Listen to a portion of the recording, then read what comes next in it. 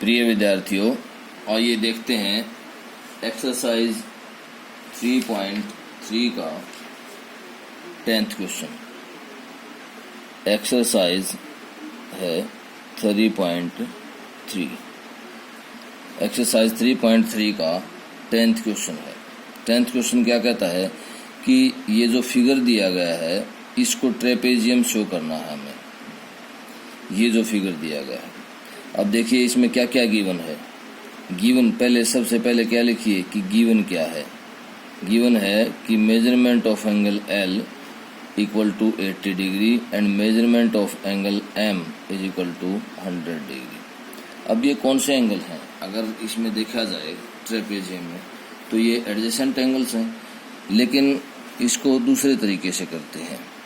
मैं इसको थोड़ा सा बढ़ाता हूँ, इस लाइन को ऊपर भी बढ़ा देता हूँ और इस लाइन को नीचे की साइड भी बढ़ा देता हूँ। अब ये देखिए, अगर मैं इस लाइन को ट्रांसवर्सल मानता हूँ, ये लाइन ट्रांसवर्सल है, तो ये जो दोनों एंगल्स हैं ये ट्रांसवर्सल के सेम साइड के इंटीरियर एंगल्स हैं। मतलब देखिए angle L plus angle M क्या हो गया? 80 प्लस 100 180 डिग्री। यहाँ से क्या आया हमारे पास? यहाँ से आया हमारे पास कि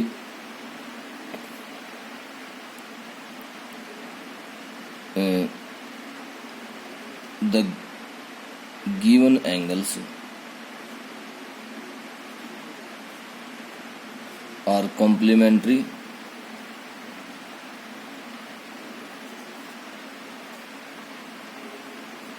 the given angles are complementary. ये कॉम्प्लीमेंट्री हैं तो हम क्या कह सकते हैं, और इन कॉम्प्लीमेंट्री हैं और एडजेसेंट एंगल्स हैं, तो हमारे पास एक वो है स्टेटमेंट है कि interior angles, if interior angles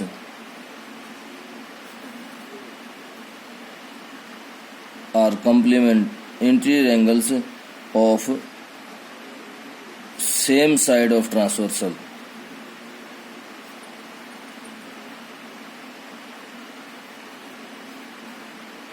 are complementary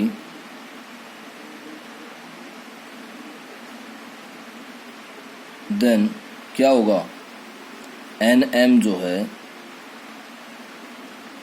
NM किसके पैरेलल होगी? KL के पैरेलल होगी। ये कॉम्प्लीमेंट्री कब होंगे? ये कॉम्प्लीमेंट्री इन दोनों का जोड़ एक 180 कब होगा? जब NM जो है वो KL के पैरेलल होगी। और जब वन पेयर और इसीलिए क्या है ये? It is trapezium. ये क्या है? ट्रेपेजियम। अब 11th क्वेश्चन पर आइए। 11th क्वेश्चन में क्या है? 11th क्वेश्चन में है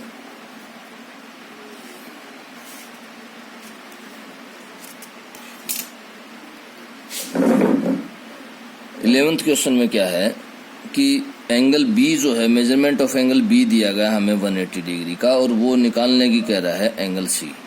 और क्या क्या दिया गया है कि AB जो है वो DC के पैरेलल है। अब इसके उल्टा दिया गया है हमें। इसमें एंगल्स दिए गए थे, ये पैरेलल शो करने थे। अब इसमें क्या है? इसमें पैरेलल दी गई हैं AB और DC। अब ये इन एंगल C का मान निकालना है हमें।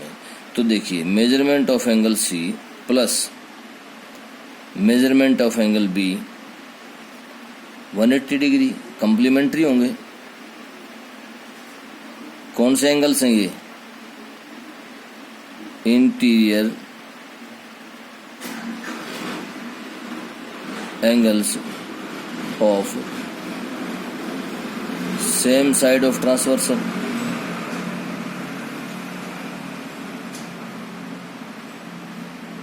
ये भी वही हैं। क्यों? अब मैं अगर इसको थोड़ा सा आगे बढ़ा देता हूँ ऊपर नीचे, ये देखिए, ये ट्रांसवर्सल है, ये ट्रांसवर्सल है और ये दोनों पैरेलल हैं, तो इसका जोड़ क्या होगा? इस कोण का जोड़ मान क्या आएगा। अगर मैं यहाँ से एंगल सी की वैल्यू निकालूं तो 180 में से 120 घट जाएगा, क्या आ जाएगी 60 डिग्री। तो angle measurement of angle C किसके बराबर आ गया 60 डिग्री के। अब इसी तरह से 12वें क्वेश्चन पर आइए। 12th क्वेश्चन क्या है, ये देखिए 12th क्वेश्चन में क्या क्या है, हमें दिया गया है क्या कि एस पी जो है वो आर क्यू के पैरेलल है। क्या दिया गया है, एस पी जो है वो आर क्यू के पैरेलल है। इसमें क्या गिवन है, इसमें गिवन है कि एस पी लाइन सेगमेंट वो किसके पैरेलल है, आर क्यू के पैरेलल है। अब ये लाइन सेगमेंट इसके पैरेलल दी गई है, तो देखिए ध्यान से, इस एंगल का जोड़ और इस एंगल का जोड़ 180 डिग्री होगा। Angle P plus angle Q 180 degree के बराबर होगा,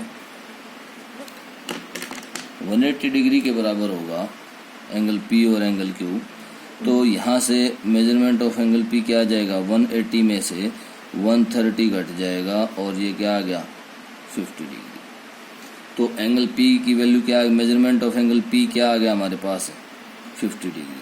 अब इसी तरह से देखिए, ये दोनों, इन दोनों का 180 जोड़ है तो इनका भी 180 होगा, क्योंकि ये भी एक तरह से आप अगर इसको ध्यान से देखें तो अगर मैं इसको आगे बढ़ा दूं, ये भी आगे बढ़ जाएं, ये दोनों पैरेलल लाइंस हैं, तो ये भी सेम साइड्स ऑफ ट्रांसवर्सल हैं, angles interior angle of same side of transversal हैं।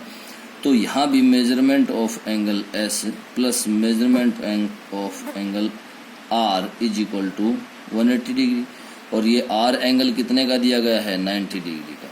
तो यहाँ से एंगल S की वैल्यू क्या आ जाएगी, 180 minus 90 is equal to 90 degree. तो एंगल S भी हमारे पास क्या आ जाएगा, यहाँ से 90 डिग्री आ जाएगा। इसी तरह से मेजरमेंट ऑफ एंगल P क्या आ गया हमारे पास 50 डिग्री। ठीक है, दैट्स ऑल।